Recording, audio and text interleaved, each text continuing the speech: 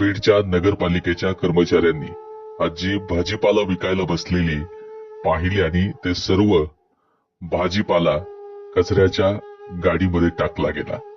आजी सर्व रोखण्याचा प्रयत्न करत होती, पण या लोकांना दया आली नाही, कारण ही लोक श्रीमंतांची अतिक्रमणामध्ये असलेली घरं एक पत्तर सुद्धा बाहेर काढू शकत नाहीत, पण गोरगरिबांना छळताना पाहायला मिळतात।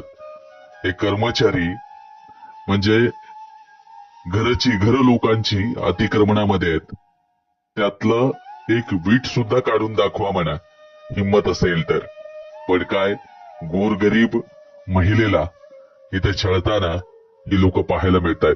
त्या आजीचा जेवणाचा डब्बा सुद्धा या लोकांनी बघितला नाही, तो डब्बा सुद्धा मोकळा सांडलेला त्या ठिकाणी पाहायला मिळतो आहे।